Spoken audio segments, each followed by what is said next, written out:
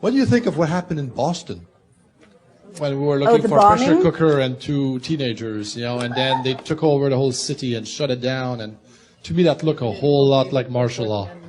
Yeah. Oh, God, I can't believe. See, this is why I didn't want to give this talk, because I knew that we'd have this conversation. And now it's on the record. All right, let me take a step back. We have to deal with it. Let me take a step back and a deep breath, because this is a very painful thing to talk about. So, all over the world, we know, it's well established, the State Department and intelligence agencies engage in theater, and it's what they do, it's spycraft, to create spectacles and events that people may not realize are spectacles and events, but that, well, like the overthrow of Mossadegh in the 50s in Iran. They'll funnel money to protesters, they'll, fly people in to infiltrate protesters, they'll create fake newspapers, and so on. So we know that this happens in countries around the world. I believe that a law has been passed in the United States. I think it's part of the Defense Authorization Act. I need to confirm this. That, now makes it legal to propagandize American citizens. Do we know about that? Yeah, it's true. And is it in the NDAA or is it in something else? Do we know? It's a separate bill. It's a separate bill. And it's been passed. It's now law? Do we know what the 2 years ago. Do we know what the name of it is? I don't remember, but I reported on it. Oh, thank you. Will you send me the link? Yes. Thank you. So what this means is, and as a journalist to say these words, I can't tell you with what a heavy heart I say them, but we've entered an era in which it is not crazy to assess news events to see if they're real or not real. And in the United States as well as overseas. And in fact, it's kind of crazy not to.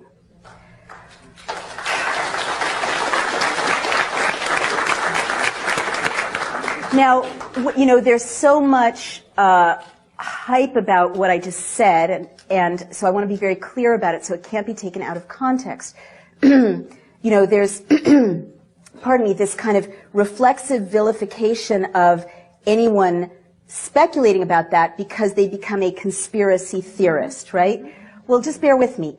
I've often thought about this because our intelligence agencies, I respect spies. Who are doing, before it got out of control, I believe we need intelligence. I believe we need intelligence agencies. I don't think there's anything dishonorable about being in the intelligence services if you obey the Constitution and the law. But all over the world, our intelligence services are engaged in conspiring to create outcomes. That's their job. That's how they're successful. So now that it's illegal to propagandize in the United States, it doesn't surprise me that there's more and more products coming up in popular culture, more and more events in the news stream that seem to be, to my eye, to be subsidized. Let me give you some examples of that. I'm not talking about Boston right now. I'll get to that. We also talked earlier about infiltrators, right? And how they provoke violence. This is well established. So if we know that infiltrators by the police, NYPD, they've been documented, or other police forces, dress up like people they're not and provoke violence, why is it unthinkable that there might be spectacles that might drive an outcome in the news stream? Let me give you a couple of quick examples. And all I'm saying is we, unfortunately, and I have to say this to my fellow journalists as well, we've entered a time in which we need to be very skeptical about the news stream and look at it critically and ask for more verification and more inquiry. And that's just being good reporters. And it makes it like this. There's spectacle fed into the news media in China. There's spectacle fed into, like Chile. How did Pinochet, engage in his coup? He created photographs of a cache of weapons that the terrorists had, hidden. Was it real? Was it not?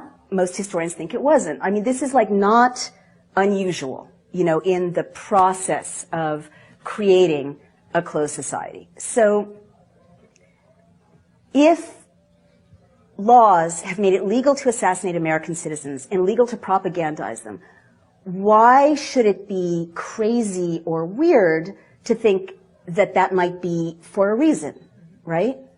All right. I saw the movie Zero Dark 30, thank you very much. And I have worked on 2 presidential campaigns, so I recognize political talking points. And I wrote a piece saying, this reads like the Pentagon signed off on the script. Because there were like chunks of political talking points identifiable to anyone who's worked in Washington, right? And you don't come up with those if you're a writer writing a screenplay. And everyone was very upset. It was very controversial and scandalous. But in fact, belatedly, a news story came out saying that in fact the Pentagon had, I think, subsidized some of it, but had certainly consulted directly on the script.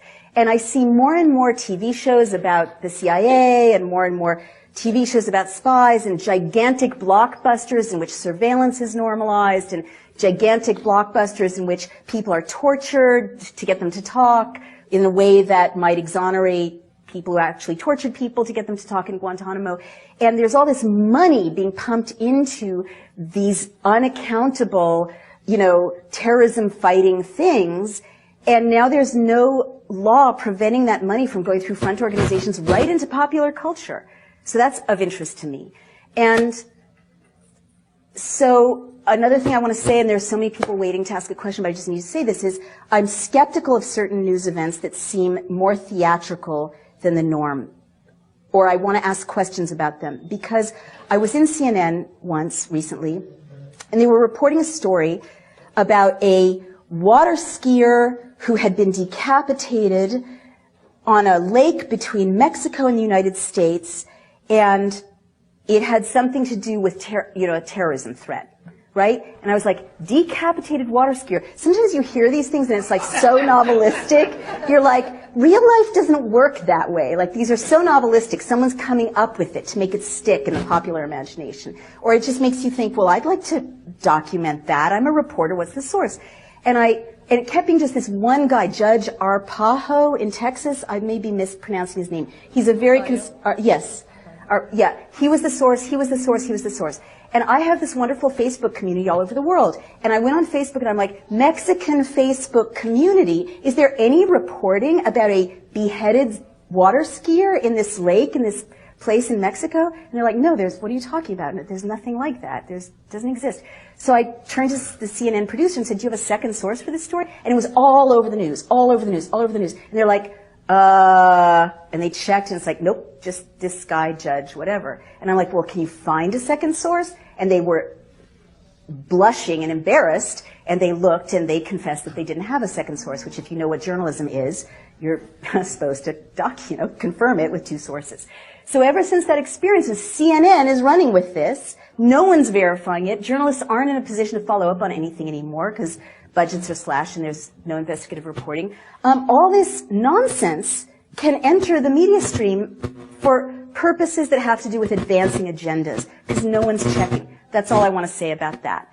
Can I take more questions? So Boston, I guess my feeling about any of these things is let's investigate. We need to investigate. We need to ask better questions. We need to interview the doctors at the hospital. We need to interview the victims. We need to, get all the footage ourselves. We need to train citizens to be journalists and to have websites. And I'm busy building one as a startup where citizen journalists can document events so that we're not leaving it to the gatekeepers. It's over here, and we are following this breaking news out of Washington. Some serious allegations this morning facing the State Department. That's right. According to internal State Department memos, the agency might have called off or intervened in investigation into possibly illegal and inappropriate behavior within its ranks, allegedly to protect jobs and avoid scandals. This concerns the time that Hillary Clinton was Secretary of State. We want to get right to NBC's chief White House correspondent Chuck Todd with the latest. Chuck, good morning to you. Good morning, Savannah. There's an old saying in Washington that the cover-up is worse than the crime. But in this case, both parts of it are disturbing. Allegations of prostitution and pedophilia, and allegations that those crimes were somehow covered up or not looked into. So the State Department this morning is having to respond to those claims and those investigations of misconduct by State Department officials, including by an ambassador and security agents attached to then Secretary of State Hillary Clinton. And the allegations are that these investigations were whitewashed, quashed altogether, and that those orders came from high up. NBC News has obtained documents related to ongoing investigations into some disturbing allegations involving State Department personnel and at least one ambassador. A State Department memo says the ambassador, quote, routinely ditched his protective security detail in order to solicit sexual favors from both prostitutes and minor children. The memo also says a top State Department official directed department investigators to, quote, cease the investigation into the ambassador's conduct. It's just one of what another document describes as, quote, several examples of undue influence from top state officials. On Monday, a State Department spokesperson will not confirm specific investigations. I'm not going to talk about specific cases, but I can say broadly that the notion that we would not vigorously pursue criminal misconduct in any case is preposterous. A former investigator for the department's inspector general has complained to Congress and the media that the investigations have not been thorough because of the pressure from those high-level officials. We take every allegation of misconduct seriously, and we look into it. It was less than 6 months ago that another major internal investigation painted Hillary Clinton's State Department in a negative light. That scathing report on the failed diplomatic security procedures in the aftermath of the Benghazi attack. What difference at this point does it make? It is our job to figure out what happened and do everything we can. As we noted, the whistleblower in this case, a member of the Inspector General investigative team at the State Department, she's gone to Congress demanding an investigation, and it's our understanding Congressman Ed Royce, the leading Republican in House Foreign Relations, says he does plan on having an investigation, and no doubt hearings are probably going to come soon as well, Savannah. But Chuck, where are we on this? Is at this point just allegations from one whistleblower? Have they been substantiated in any way? Well, here's what it is. The whistleblower says that this report, that the internal investigation having to do with how diplomatic security even investigated these allegations, that's where this scathing report came from. It's how the investigators somehow dropped the investigations, including into this ambassador and onto some other deal, including on folks that were part of security detail. So the allegations themselves haven't been fully substantiated by us, but this Inspector General whistleblower believes that the evidence was clear, but the problem was the investigation wasn't done in time to find out for sure if this misconduct was happening. More to come on this for sure. Chuck Todd, thank you very much. And we are following. 9 months behind this and no closer to the truth, and then all this stuff pops up. It sounds like it's just one on top of the other, and we're never going to get any closer to the truth about what goes on inside the State Department. I think what we need is more hearings. I'm glad to see the Foreign Affairs Committee getting involved, that's chaired by Ed Royce from out here in California, in addition to the ISA Committee, which is chipping away at this. But, you know, this is a State Department that is in crisis. You know, coming out of the Iraq War, they were supposed to have a civilian surge in that country that failed, and Hillary comes in, and we're going to have a civilian surge in Afghanistan that's going to do marvels for civil society and law enforcement, etc. That completely failed. Then you have Benghazi, where they had our ambassador out in one of the most dangerous countries in the world, out there like a tethered goat, who's killed because of State Department incompetence. Then on top of that is layered a phony cover-up. So, you know, this is an agency that has circled its wagons, that is really hesitant to provide any information. But again, you know, what has to happen is Congress is going to have to pry out this information, and then we'll just put it to the American people, whether or not this is the type of government that they want. And, of course, you're going to tell me that Barack Obama has no idea what's going on, like he doesn't know what's going on at the DOJ, he doesn't know what's going on at the IRS. As a matter of fact, if you ask Barack Obama anything, he doesn't know what's going on in any agency of the federal government. Well, Hillary Clinton certainly knew what was going on, because it was her sidekick who intervened to stop at least one of these investigations, and her Undersecretary of Management, who was there her entire tenure, who interfered, or who just, you know, essentially gave maybe a blithe talking to our ambassador to Belgium, the guy in the park allegedly having sex. You know, did the White House know about this? That'll be an interesting and important question to ask. At a minimum, I would expect to see Hillary Clinton back before Congress testifying about why she misled Congress on Benghazi, and then again, what she knew about this and why she and her top aides may have tampered with a very serious set of investigations. Well, according to the pundits, now that she's got her own Twitter feed, she's too busy. She's working on 2016 or something. All right, Chris.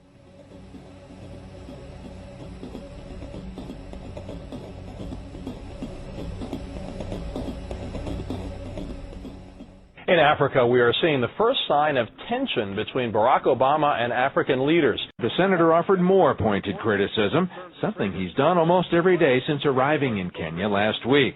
The government of President M.Y. Kibaki has remained largely silent until now, suggesting today that Obama may have fallen under the spell of opposition leader Raila Odinga. A potential presidential candidate himself, Odinga's been at Obama's elbow here fairly often and is a member of the Obama family's Luo tribe. Senator Obama has to look at critically where he is receiving his advice from. Just because somebody somewhere wants to run for president and he's using Senator Obama as his stooge, as his puppet, to be able to get to where he wants to get to. One man is trying to become the next American president. The other is hoping for Kenya's top job. But both, it seems, are related. Muslim woman is in no doubt. Raila Odinga, the leading opposition candidate. These are images rarely seen in Kenya's political scene. After many years of remaining in the political doldrums, Kenyan Muslims have finally found their voice.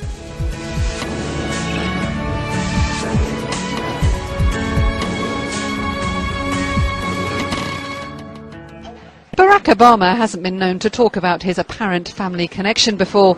Sermons at mosques are laden with political messages, calls to Muslims to turn up in large numbers and vote wisely. Obviously, it was a pretty big production, and much bigger than I expected.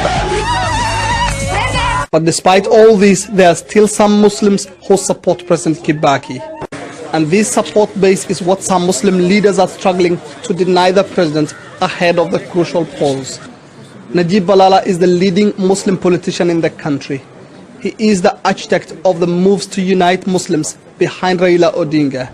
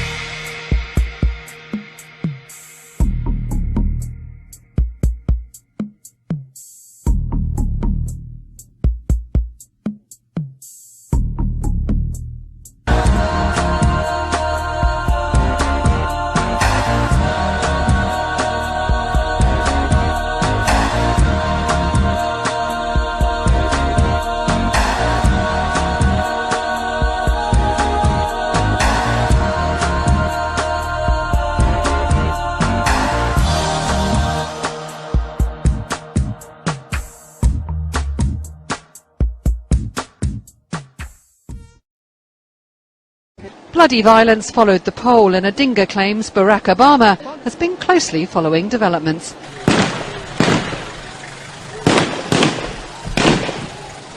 The chaos continues. And after a long and violent night, Kenyans count their losses. The trail of destruction.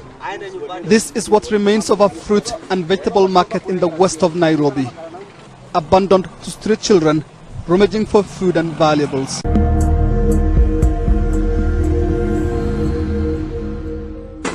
But as Kenyans, we have to fight for it. We want Raila to be the president.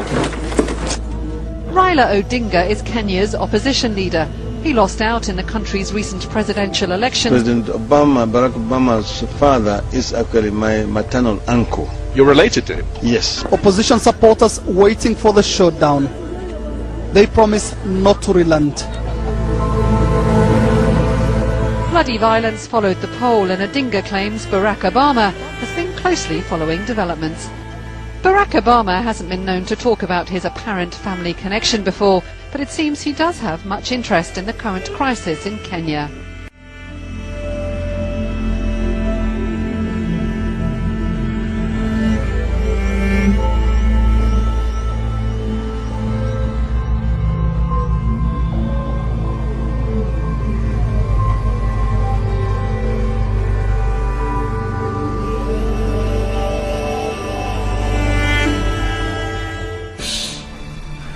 urge you to join me and be part of Complete Change Network in Kenya.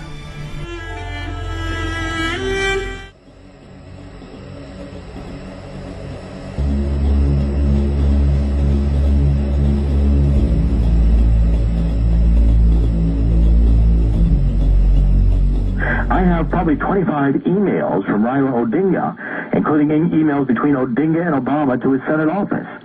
They were strategizing. Now wait a minute. A guy that wants to bring Sharia law, this is acceptable to Barack Obama, and he's offering advice, and you're saying you have emails from Barack Obama's Senate office to the Odinga campaign advising him how to win the election. Does he advise deception? Does he advise honesty? What does he say? There's a whole campaign strategy as to how you organize. There's Obama to Odinga. Gives him documents. Here's how you organize your campaign. Here's how your campaign manager should work. Here's how your campaign finance should work. And then there's this document in Kenya for an Odinga campaign strategy, which says let's whip up the tribal animosity. Let's campaign against the Kikuyu. Let's use this Muslim force to win, and if we lose, let's claim voter fraud and let's cause violence. This document, I can now validate, is an original document, and the people I interviewed from Odinga's party, who have now left that party, tell me it was shared with Obama, and Obama knew about this document.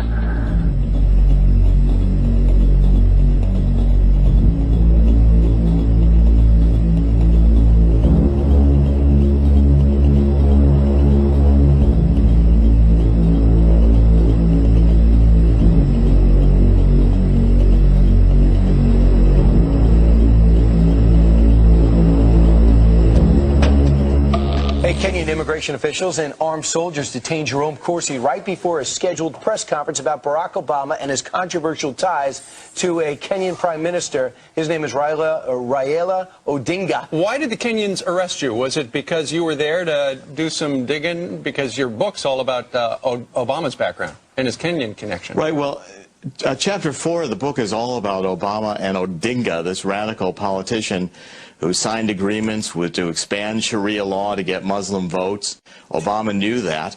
And I was going to do the press conference on the final day. I'd been there for a week. I was invited to come to Kenya after I published the book. Those opposed to Odinga said, if you'll come to Africa, we'll give you documents which prove conclusively what you wrote was true. And I spent a week getting that information. I met with top government officials. The government knew I was there. Top Christian leaders, various party leaders. I had the documents. So why'd they arrest you? On Tuesday, well, I think the government's now admitted it was political. They didn't want me making a political statement about Odinga and Obama in Kenya. I'm very thankful for Fox, because Fox began covering the story immediately, and I think that helped save my life and my, certainly my sanity to begin to know through the day that we were getting coverage. And Odinga and Obama coordinated plans. I've got documents to show that Obama raised $1 million for Odinga in the United States. For Odinga's campaign. And Obama continued working on campaign strategy with Odinga, even after tribal violence killed 1,000 Kikuyu. Okay, Jerome, yes. We thank you very much.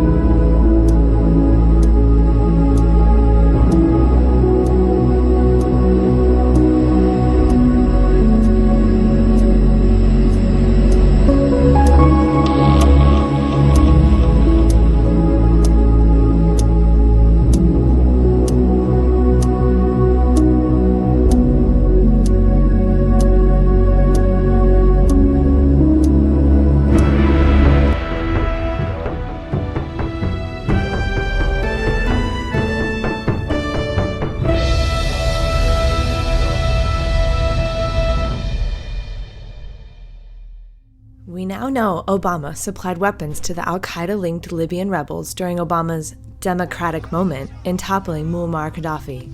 These weapons, along with some of the tens of thousands of RPGs and missiles held by Gaddafi, made it into the hands of the al-Qaeda-linked group Ansar al-Sharia, who were responsible for murdering Chris Stevens, Sean Smith, Tyrone Woods, and Chris Dougherty at the Benghazi consulate and CIA safe house. State Department documents released earlier this week show the White House knew that the Libya attack, that attack that killed 4 Americans, including Ambassador Chris Stevens, was terrorism. Just 2 hours after the emails, the Islamic militant group Ansar al-Sharia claimed responsibility for the attacks at the U.S. consulate in Benghazi. Some of these weapons, Barack Obama using Libyan Ambassador Chris Stevens and the Turkish consul as gunrunners, were then shipped to the al-Qaeda-linked Syrian rebels via Turkey. I believe that much of this will come back to weapons and the movement of weapons out of Libya to Turkey and then into Syria, and what the United States knew about the movement of those weapons and whether it did anything to stop the movement of those weapons. I have one piece of data that says Ambassador Stevens was in Benghazi on 9/11 to negotiate a weapons transfer. These are the same Syrian rebels who have openly identified themselves as part of al-Qaeda, who have bragged about killing U.S. troops in Iraq, who regularly burn U.S. flags and have said, quote, "When we finished with Assad, we will fight the U.S." What does Barack Obama do when the world finds out he has been arming the al-Qaeda-linked Syrian rebels and openly admits it? Yesterday, he officially recognized them. We've made a decision that the Syrian opposition coalition is now inclusive enough, is reflective and representative enough of the Syrian population that we consider them the legitimate representative of the Syrian people in opposition to the Assad regime. Way to go, Obama. Now we can put a face to the words high crimes and misdemeanors.